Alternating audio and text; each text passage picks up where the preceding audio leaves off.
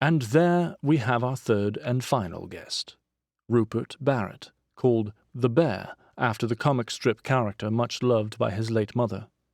Chiseled, square jaw with a feral, craggy face, a winter man, bleak on the eye and raw to the senses.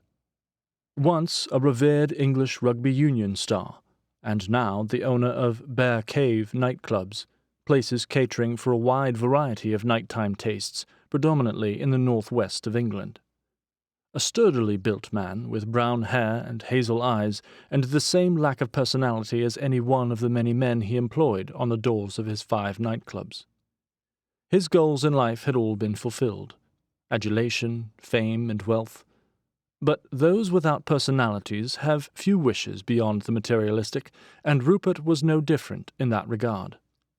Susan and Rupert had been seeing each other, occasionally living together, over a shorter period than a year. It was a turbulent relationship, no more so than when Rupert criticized Susan's left-wing ideals. "When was the last time you read anything other than a comic book, or bothered to watch anything other than the sports news, you big thick bear?" The question was asked with a smile on Susan's face, but a dagger hidden in her voice ready to stab him if the answer was not to her liking. "What's the point? All news reporting is as I said, biased in one direction or the other." She indulged him, but Alice did not.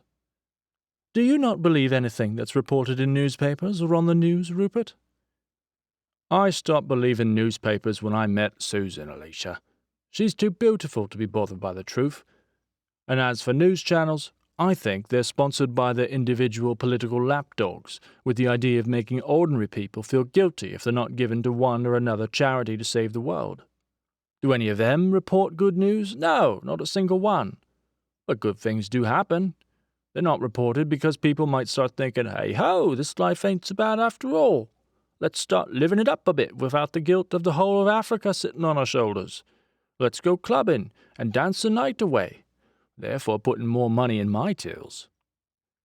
His laugh split the room with a rat-a-tat-tat, like a machine gun opening up in the stillness and silence of a high-vaulted church. Giles smiled smugly, sharing Rupert's knowledge of how beautiful Susan was. Susan smiled stoically, well versed in Rupert's views on charity and governments, whilst Alice forged onwards. "So you agree with me about lies being the currency of today's world, Rupert?" "Yes, I do. With news reporting, it's because the journalists either want to be, or are told to be, newsmakers. I know I'm seldom told the whole truth by the managers of my clubs. That's why I employ a couple of real heavies to make sure the pilfering doesn't exceed what I budget for." "Are you saying you threaten these managers of yours, Rupert?" Giles asked, feigning surprise with widened eyes. "If you know a better way of stopping someone else's hands in what's mine, then I'd listen. But surely, Giles, isn't what I do the same as the punitive justice system you represent? Hold a rod of iron over the would-be wrongdoers? That's if they're caught, of course."